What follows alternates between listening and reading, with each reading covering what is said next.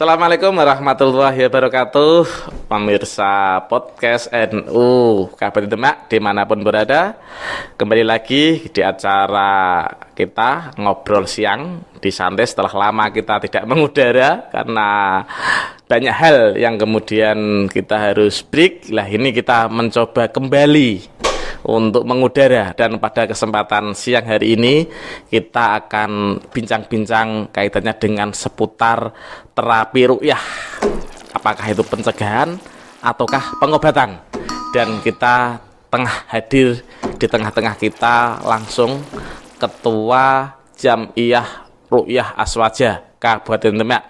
Kita sapa dulu narasumber kita. Assalamualaikum warahmatullahi wabarakatuh. Waalaikumsalam warahmatullahi wabarakatuh. Iya, gimana kabarnya Pak Saiful? Alhamdulillah, kabar luar biasa. Iya, ini kita cuacanya panas ini, ya, menggigar deh.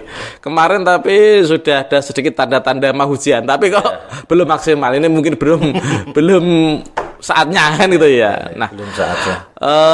Ini Pak Saiful ya, Pak Saiful. Kalau Mas terlalu ya kita Mas atau masih muda.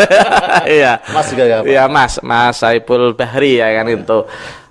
Kita akan ngobrol sedikit kaitannya dengan Jam'iyah Ruqyah Aswaja Kabupaten Demak, karena saya melihat eksistensi JRA di Kabupaten Demak ini sudah mulai menggeliat kan gitu ya. Nah, menggeliatnya ini tentunya tidak bisa lepas dari para fungsionaris JRA di Kabupaten Demak.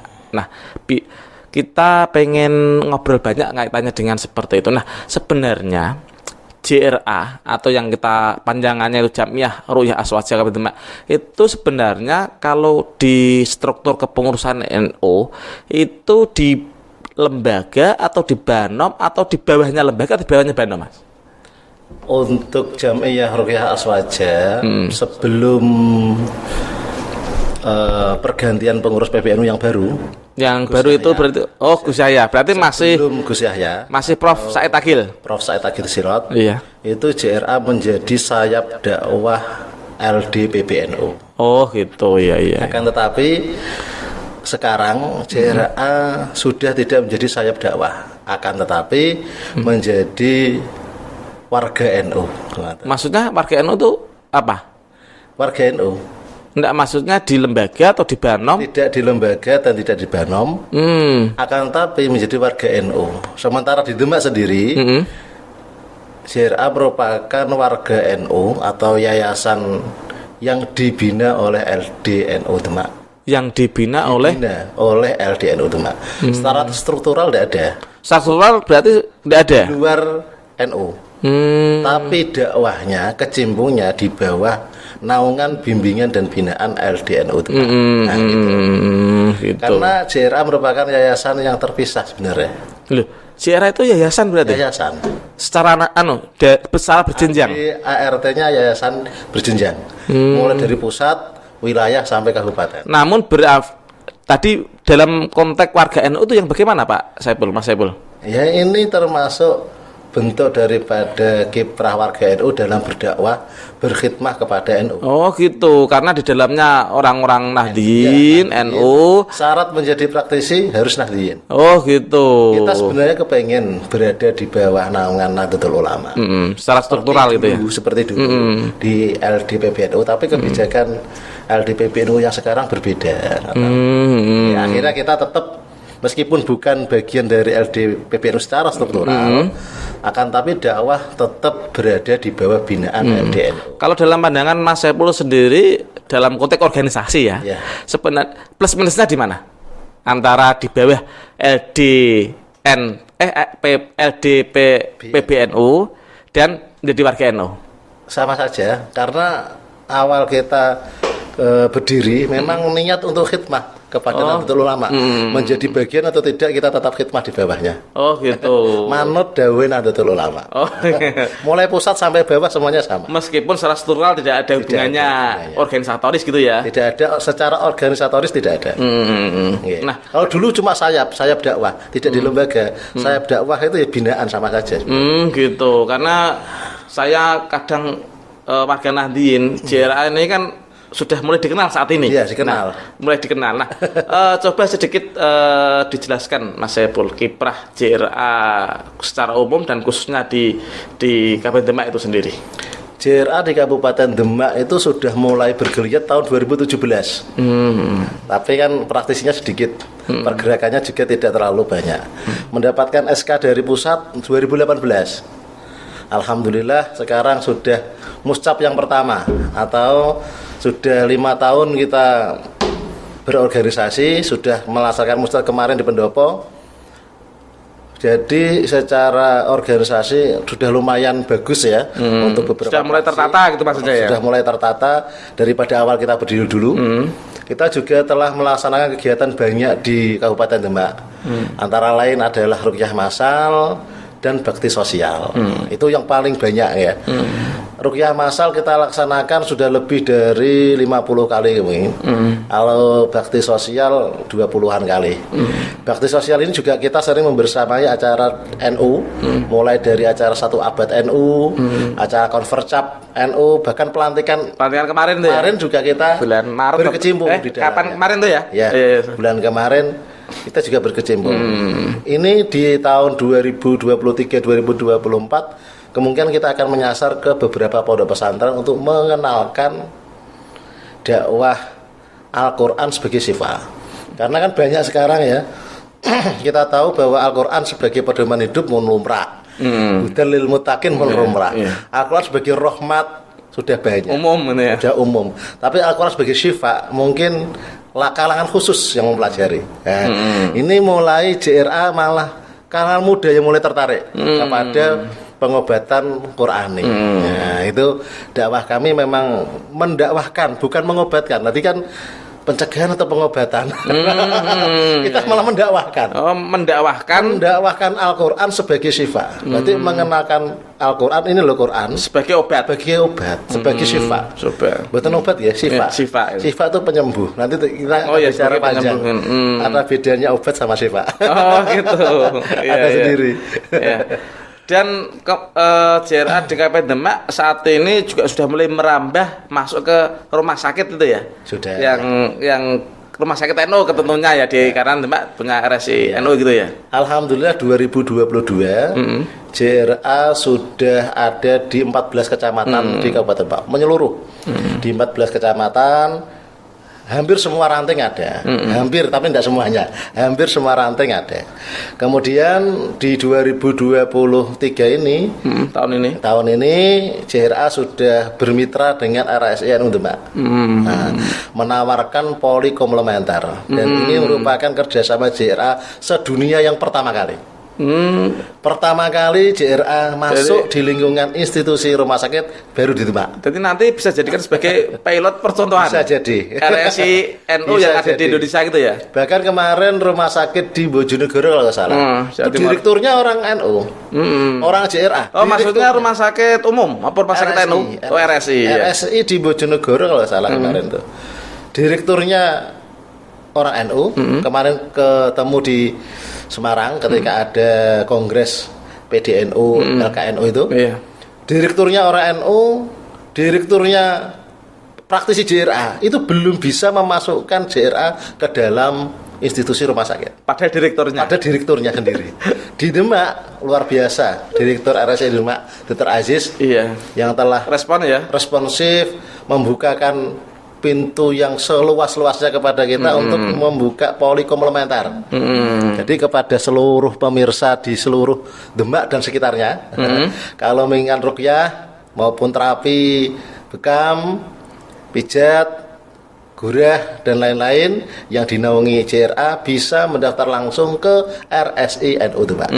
Ada poli khusus, poli komplementer di situ. Jadi ada ruangannya sendiri gitu ya. Nah, ini sekaligus mensosialisasikan. Tidak apa-apa mungkin karena podcast NU. Dan nanti juga biar dari channel podcast PCNU ini nanti kan bisa ada unsur kemanfaatannya kan gitu. Nah, gini. Di awal tadi Mas Saipul menyampaikan bahwa mengedukasi masyarakat kaitannya dengan Al-Quran sebagai syifa. Betul sekali. Coba bisa sedikit jelaskan. Nah, biar ini mindset masyarakat khususnya Nahdien ini tidak salah kaprah kan gitu. Kan itu. Al-Quran kurang lebih mukjizatnya itu ada 3, meskipun banyak ya mukjizatnya. Tapi yang kita bahas ini 3 saja. Kalau jelaskan semua nanti kajian tafsir jadi. Iya. Fakultas tidak cukup ya. Nggak cukup. Kurang lebih mukjizat Al-Quran itu ada 3 yang jelas mungkin ya. Yang pertama hudan lil muttaqin sebagai petunjuk, pedoman hidup, way of life. Yang kedua Al-Quran sebagai rahmat bagi siapapun yang membacanya, menghafalnya, rahmat bagi yang suka dengan pengajian Al-Quran, ilmu Al-Quran dan lain-lain itu sudah umum. Yang terakhir wa nazzilu minal Qur'an ma huwa syifa. Al-Quran itu sebagai syifa, penyembuh. Penyembuh bagi siapa? Bagi seluruh makhluk yang sakit dan semua penyakit. Jadi Al-Quran itu merupakan penyembuh tidak hanya untuk penyakit non medis. Ini kan aneh banget kalau dianggap Quran hanya khusus untuk kasus perjinan. Kasus? Perjinan. Gaib itu ya. Kasus perjin-jin. Ya. Padahal enggak. Perdemitan, perjinan. Padahal lebih luas daripada itu. Iya, betul. Al-Quran itu termasuk obat yang utama dan pertama. Sehingga larangan bagi warga JRA mengatakan bahwa Al-Quran itu pengobatan alternatif. Akan tapi pengobatan yang utama dan pertama. Prakteknya seperti apa? Nah ini yang kita dakwahkan. Dakwahkan itu prakteknya. Betul. Kita mendakwakan ruqyah atau terapi Qur'ani. Apa itu terapi Qur'ani? Ya ini menggunakan wasilah Al-Quran sebagai sarana pengobatan. Kalau kita tarik lebih luas lagi, Al-Quran itu merupakan sarana pengobatan yang utama pada zaman Rasulullah. Apapun penyakitnya, apapun keluhannya, Al-Quran solusinya. Untuk siapa? Siapapun. Kita ada keilmuan khusus namanya taskhirul Quran, penundukan makhluk terhadap Al-Quran. Apa itu? Siapapun kita, kalau kita mengaku makhluknya Allah, maka termasuk pasien di hadapan Al-Quran. Betul. Orang yang sehat seperti saya ini bisa jadi punya penyakit. Penyakit malas sholat contohnya, penyakit malas ngaji, penyakit suka marah, penyakit gampang depresi. Itu merupakan bagian daripada penyakit yang bisa disembuhkan dengan Al-Quran.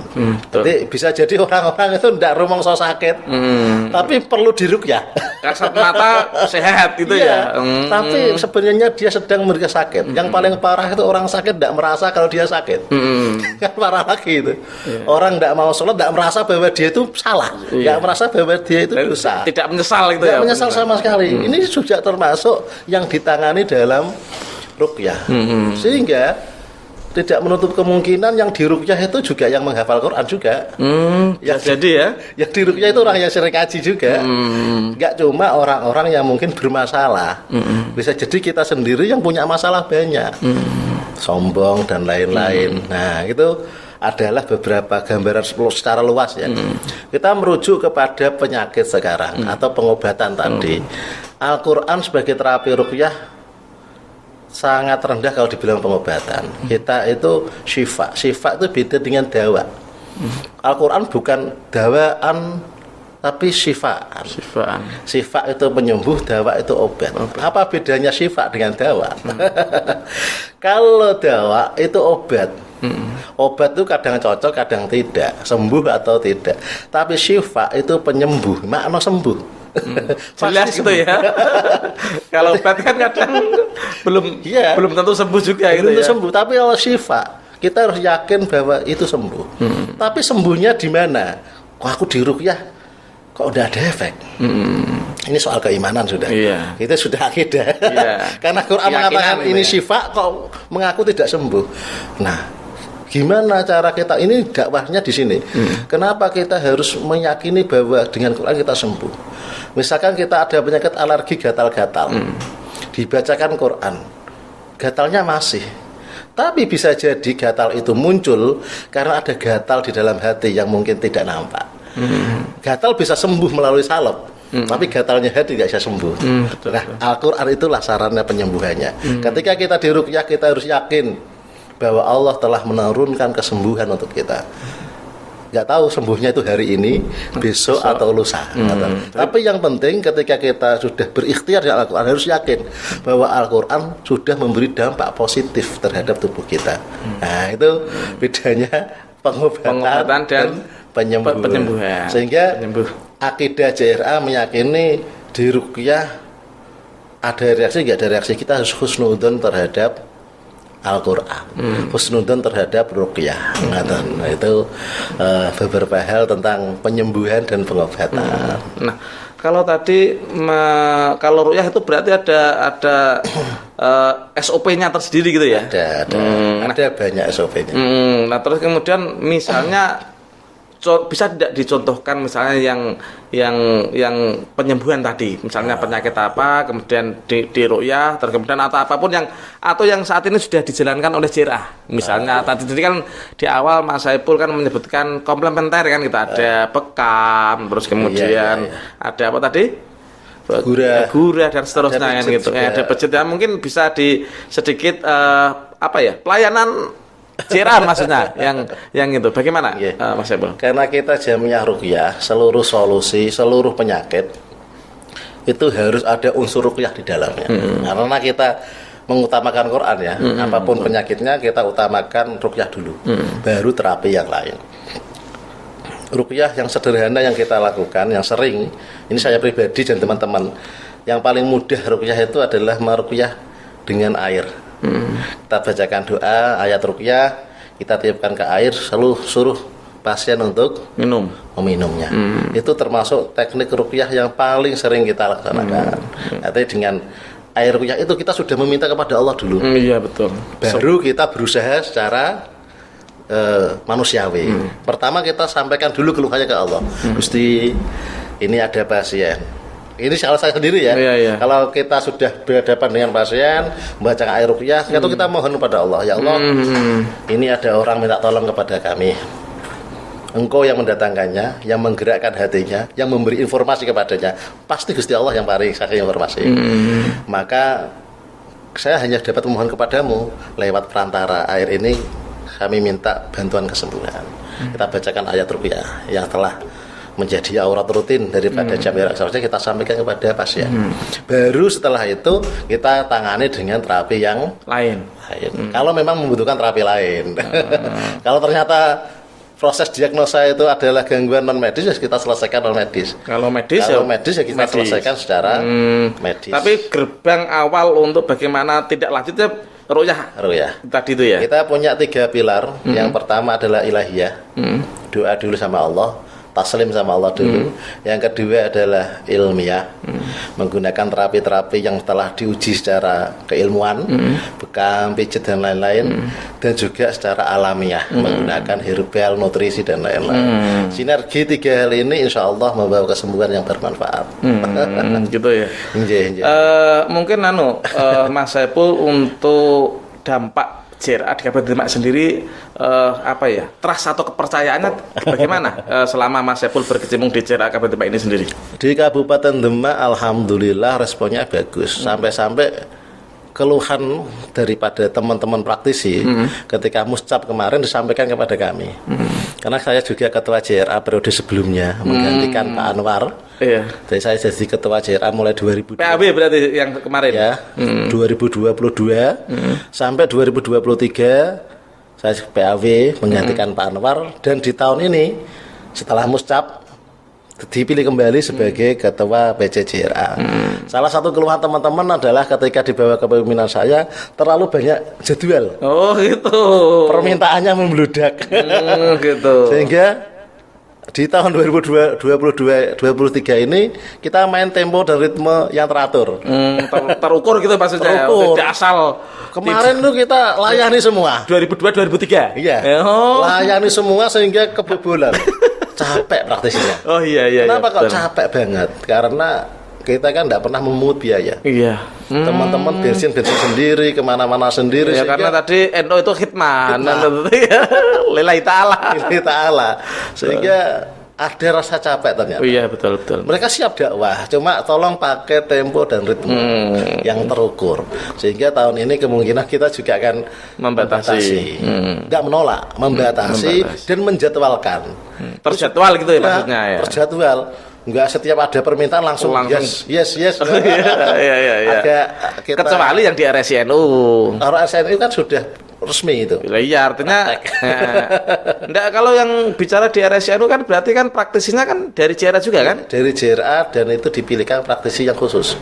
Oh, tidak semua praktisi. Harus praktisi yang punya legal standing, punya sertifikasi tertentu. Duh, tidak semua praktisi di JRA itu punya legal standing, masa biasanya sertifikat gitu. Punya, Oh. tapi kan ada beberapa Spesialis gitu ya? Spesialis. Oh. Contoh bekam ada yang spesialis, pijet ada yang spesialis. Jadi kita memang memberi layanan kalau bisa yang terbaik untuk RSI NU Demak.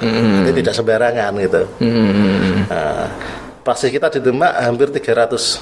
Tapi yang praktek di RSI 8 hanya. Oh, jumlah praktisinya 800. 300. 300 Demak. Sekabupaten Demak ya? Ya, kalau Yang nasional ya 50.000 lebih. Demak 300-an. Akan tapi yang lolos screening, kita juga screening ya, seleksi. Itu cuma 8 kalau salah. Jadi tidak sembarang orang itu masuk sembarang. jadi praktisi. Termasuk saya juga kalau tidak memenuhi persyaratan tidak bisa ya. Loh, kalau praktisi bisa, Oh. tapi sebagai mitra RSI kita pilih praktisi yang memang kompeten di bidangnya. Di sisi lain ya sudah expert lah. Karena kita di rumah sakit dengan pelayanan SOP rumah sakit, masa Kesehatan, kita ya. beli praktisi yang biasa-biasa kan nggak mungkin. Nah. Paling tidak yang senior lah gitu. Gitu. Tapi paling tidak menjadi praktisi itu kan ada apa ya? Kalau dalam bahasa kalau mau masuk jadi kader NU kan PKPNU dan seterusnya ada ya? Ada. Kalau mau jadi praktisi JRA ya cukup ikut kelas kita aja. Kita kan ada rutinan ya. Ada rutinan. Ada Setiap kita rutinan sebulan setiap Ahad Pahing. Oh, apa yang selapan ya? Ya selapan ganti-ganti di setiap PAC. Itu siapapun boleh ikut. Termasuk saya misalnya ikut. Siapapun boleh ikut. Jadi pasien ketika rutinan juga boleh. Jadi siapapun boleh ikut agar kenal. Setelah kenal, kalau tertarik kita arahkan, kita bina, lalu kita masukkan ijazah ke Mujis.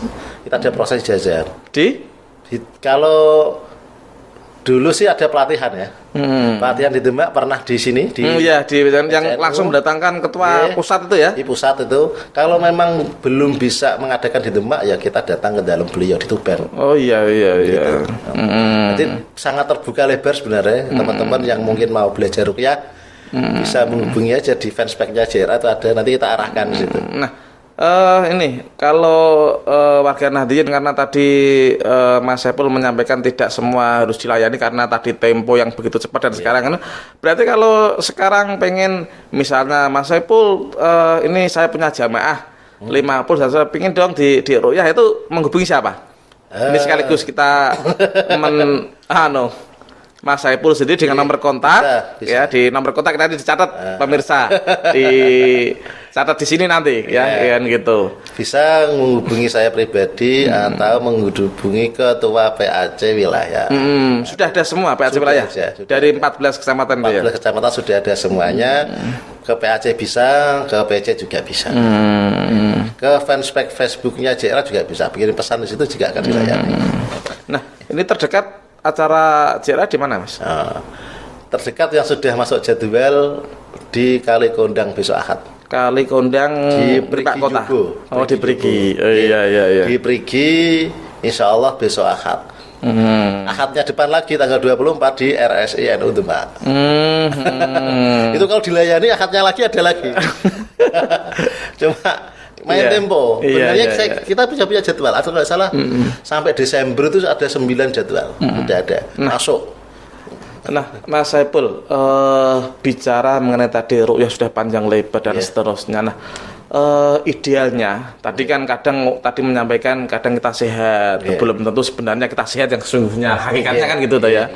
Kadang kena males, kadang mohon maaf iri, dan itu kan penyakit termasuk ya penyakit hati yang berkaitan dengan hati. Nah, idealnya orang itu di ruqyah itu idealnya itu ada kala waktu tertentu ataukah memang setiap saat atau bagaimana, atau misalnya kecenderungan pas posisi dalam mungkin lagi down atau bagaimana? Ya. Ruqyah itu tadi sampaikan bahwa pencegahan atau penyembuhan. Iya, Pengobatan atau pencegahan. Ya. Ruqyah sebagai pencegahan itu kalau ideal kami minimal 1 kali sehari ibadah sholat, minimal 1 kali sehari ibadah sholat. Kalau sholatnya 5 kali, mau 5 kali ya monggo, tapi minimal 1 kali sehari ibadah. Yang paling sederhana tadi maksudnya? Ya paling sederhana, pencegahan, maksudnya pencegahan. Termasuk juga dalam ruqyah kita juga ada doa perlindungan. Doa perlindungan itu namanya kita hidup bermasyarakat, kita nggak tahu ada yang suka dan tidak suka, kan perlu doa perlindungan. Terutama praktisi ruqyah itu wajib punya doa-doa perlindungan karena dia menangani banyak orang. Bisa jadi juga ancamannya banyak gitu ya. Ancaman terlihat yang tidak terlihat itu ya.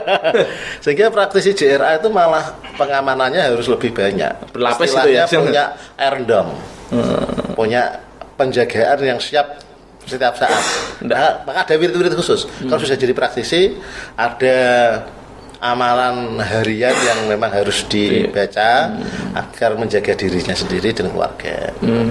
Sebenarnya nggak ada hubungannya sama mistis ya, tapi juga medis. Iya, karena memang kadang itu mikirnya itu kalau di ruqyah itu pas dia kesurupan. Enggak. Di antara 100 pasien ruqyah massal, yang kesurupan tuh di bawah 5 kadang-kadang. Berarti itu korban konten ayahnya. Oh iya, karena kadang masyarakat umum melihatnya kalau di ruqyah itu pas itu. Nah, ini kadang itu begini Mas, kadang saya kan juga ngajar ya di sekolah tertentu, itu kadang ada itu apa ya, anak itu secara spontanitas itu kesurupan. Misalnya saya, ya kan, bagaimana sih kemudian untuk menangani cara yang paling efektif melihat kesurupan siswa? Kan? Kesurupan siswa itu kan banyak faktor ya, nggak hanya karena jin atau iblis atau apa. Kadang-kadang juga masalah itu, tapi banyak juga karena tekanan mental. Maka cara penanganan pertama ya memang harus ditenangkan terlebih dahulu anaknya. Kalau sudah tahu teknik ruqyahnya ya diruqyah langsung. Kalau nggak tahu ditenangkan. Kalau memang sudah kepepet tidak ada solusi lain, ya ini teknik paling sederhana. Iya. Ya. Ini mungkin sudah diajarkan sebelum saya ikut jamiah ruqyah. Disuruh pegang daerah sini, baca kasih ayat kursi. Yang kiri atau yang kanan? Sama aja. Oh, sama aja. Nah, pegang, bacakan ayat kursi, minta tolong pada Allah Subhanahu Wa Taala. Niat aja narik itu terserah. Kalau di ruqyah kan ditarik di tulang belakang ya. Iya, betul. Ditarik di sini terserah, di wajah pun terserah. Diniati untuk membuang sesuatu. Tarik buang. Itu teknik sederhana ya. Nah, tadi Mas Saiful menyampaikan bahwa kita itu kan sebenarnya sederhana setiap hari itu kan harus meruqyah untuk diri kita sendiri maupun keluarga. Nah, biasanya misalnya ini tadi kan air putih ya. Nah, ini tapi ini cangkir ini umat ini ya. Nah, ini berarti kalau kita setiap 1 hari minimal sekali, itu berarti kita minum air sambil dibacakan ayat-ayat ruqyah tadi. Iya. Air ruqyahnya mudah. Ini sudah hafal semua. Enggak apa-apa. Sekalian kita praktek. Iya. Makanya ini praktek ini. Langsung praktek aja. Sekaligus nanti pemirsa kan bisa belajar. Karena ruqyah mandiri ini dakwah kita. Betul. Mendakwahkan kita pasrah kepada Allah Subhanahu Wa Taala. Apa sakit kepala kita ruqyah dulu. Jangan wah takut bolak-balik nyoba tapi sama aja nggak sembuh-sembuh. Ini sudah meragukan Quran loh. Iya, betul. Padahal niat kita minum air ruqyah ini sarana daripada meyakini Quran sebagai obat. Sembuh tidak sembuh itu hak prerogatif Allah kan gitu ya. Bisa jadi tobatnya belum selesai. Kalau setiap minum langsung sembuh malah bahaya. Nanti kita kabur gitu. Kalau orang itu kalau sering sembuh tambah bahaya. Maka banyak ulama yang takut kalau setiap doa dikabulkan malah takut. Khawatir tak kabur. Nah, itu tadi misalnya dikasih air putih dibacakan aja ta'awud. A'udzubillahi minasyaitonir rajim. Bismillahirrahmanirrahim. Fatihah. Setelah Fatihah sholawat. Setelah sholawat ayat kursi, kulhu, Al-Falaq, An-Nas ditiupkan, minum. Satu kali. Satu kali aja. Itu bangun tidur atau mau tidur atau setelah selesai sholat atau sebelum selesai atau apa? Terserah kapanpun. Oh gitu. Mau tidur diminum bagus, bangun tidur bagus. Nggak usah diulang berkali-kali. Nanti kalau banyak diulang tambah bingung. Gitu iya ya. Ini Kalau sudah jadi praktisi nanti ada teknik tersendiri. iya, ini kan artinya Ini umum. secara umum warga Nahdliyin khususnya yang nanti yang barangkali melihat ini kan tadi sudah Tekniknya dipraktekkan. mudah, hanya ta'awud, basmalah, hamdalah, sholawat. Hamdalah ini Fatihah maksud saya. Alhamdulillah, hamdalah, sholawat, lalu ayat kursi. Ayat kursi. Ini kan ayat penjaga. Qul huwallahu al-falaq an-nas. Doa saja. Langsung Doa minta kesembuhan udah diminum. Nanti untuk diri kita sendiri, untuk diri kita sendiri, anak, dan keluarga, boleh. istri. Oh gitu. 1 galon ditiupkan, diminum 1 keluarga bisa. Oh gitu. Jadi galon yang datang dan sebelum dikonsumsi oleh keluarga diruqyah gitu ya. Ya ditiup pakai doa tadi ditiupkan. Nanti kalau sudah jadi praktisi ruqyah ada cara-cara khusus. Ini umum ya. Oh iya, ini umumnya. Kalau khusus nanti kalau jadi praktisi ini kan biar warga Nahdliyin itu bahasanya tuh melek kan gitu terhadap JRA kan gitu. Dengan kita minum air ruqyah itu sama saja kita sudah pasrah tawakal pada Allah. Iya, betul. Ada penyakit kita punya Karena Allah kok. Iya. Ada penyakit. Setelah itu baru kita berobat.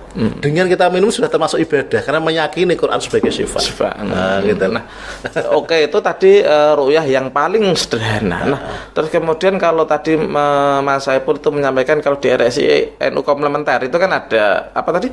Jenis Polikomplementer. Polikomplementer itu ada apa pelayanannya? Ada ruqyah, ada bekam, gurah, pijet, refleksi. Itu berarti gurah, pijet, bekam itu bagian dari tindakan setelah teridentifikasi di hasil diagnosa seseorang tadi. Nggak, gini. Misalkan orang itu sudah divonis penyakit medis, dibekam, meskipun dibekam, tetap praktisi wajib meruqyahnya minimal dengan air asma. Nah, berarti ruqyah tidak boleh lepas dari praktisi JRA. Dia nangani bekam. Ada pasien ingin dibekam. Kan pasien datang kan tidak semuanya mau ruqyah, tapi mau gurah. Nah, gurahnya, alat gurah ini dibacakan doa ruqyah.